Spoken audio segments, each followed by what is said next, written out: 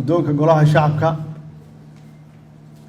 guddoomiyaha maxkamadda sare, ra'iisul wasaaraha magacaaban, xildhibaanada golaha shacabka, taliyaha ciidanka booliiska iyo bahda saxaafadda, waxaan ku salaamay assalaamu calaykum waraxmatullaahi wabarakaatuh.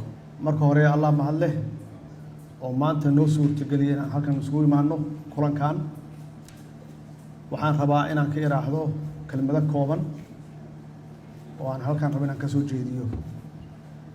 ujeedka kulankan ama ajandaha wuxuu yahay codsi aan idiin soo diray oo aan idinkaga codsanayo in la ansixiyo ra'iisul wasaaraha magacaaban maxamed xuseen rooble inuu noqdo mas-uuliyadda qaado ra'iisul wasaaraha dowladda federaalka Soomaaliya.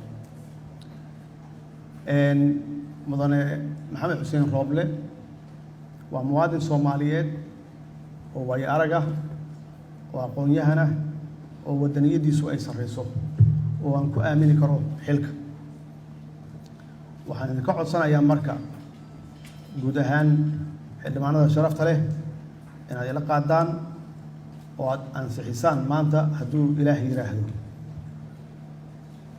waxaa ra'iisul wasaaraha laga rabaa inuu soo dhiso xukuumad tayo leh oo runtii ka qaadi karta meesha dalka uu joogo, reformkii iyo waxa la wixii ka shaqeynay hore u wadi karta. ilaahayna waxaan ka baryaynaa inuu hawshaas u fududeeyo. waa mahadsantihiin. wassalaamu calaykum waraxmatullaahi wabarakaatuh. ra'iisul wasaaraha xukuumadda federaalka Soomaaliya wuxuu ku guuleystay kalsoonidii 215tii xaadirka ah, sidaasuu sax ku yahay. waxaan u yeeraynaa madaxweynaha. sida codka aqlabiyadda aad u siiseen ra'iisul wasaaraha cusub,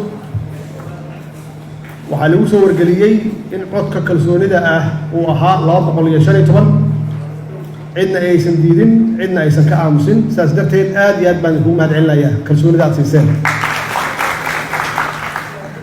waxaan rajeynayaa insha allah qaybtii hore weytan qaybta labaad uu ra'iisul wasaaraha soo dhisi doono xukuumad tayo leh inaad sidaas oo kale aad siisaan cod buuxa oo aqlabiyad leh insha allah hadduu ilaahay yiraahdo. waana mahadsantihiin mar kale.